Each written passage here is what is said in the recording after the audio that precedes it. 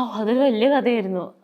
എന്നെ ഒരു സുപ്രഭാതത്തില് ഇങ്ങനെ ജിബു ചേട്ടൻ വിളിച്ചു പറഞ്ഞു, ഇങ്ങനെ മഞ്ജുവാണ് ലാലേട്ടൻ്റെ പടത്തിൽ ഒരു പ്രധാനപ്പെട്ട ലാലേട്ടനെ ഭയങ്കരമായിട്ട് പ്രണയിക്കുന്നത്.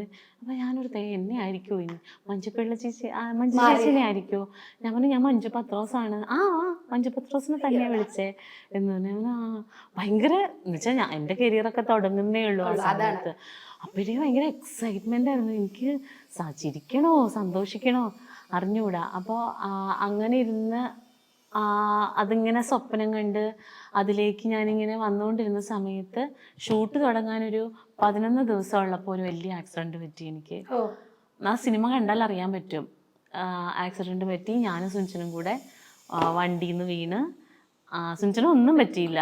എൻ്റെ മുഖത്തിൻ്റെ ഈ വശം മുഴുവനും അങ്ങ് പൊട്ടുമല്ല കീറിപ്പോയി. അങ്ങനെ 8-9 ദിവസമായപ്പോഴും നീരൊക്കെ ആയിട്ടിരിക്കുകയാണ്. അപ്പം ഞാൻ ജിബുചേട്ടാ കംപ്ലീറ്റ് സ്വെല്ലിംഗ് ഒന്നും മാറിയിട്ടില്ല, നിങ്ങൾ വേറെ ആളെയും വേണമെങ്കിൽ വെച്ചോ, കാരണം ഫുൾ സീനും ലാലേട്ടൻ്റെ കോമ്പിനേഷനിലാണ്.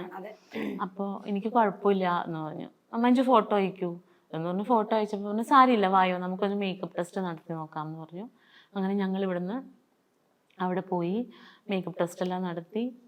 ജിബുചേട്ടൻ ഇങ്ങനെ കുറേ നേരമൊക്കെ ഫോട്ടോയിലൊക്കെ നോക്കി വലുതാക്കിയും ചെറുതാക്കിയൊക്കെ നോക്കി. കോഴിക്കോടായിരുന്നു. അപ്പോൾ പറഞ്ഞു സാരിയില്ല നമുക്ക് ചെയ്യാം എന്ന് പറഞ്ഞു.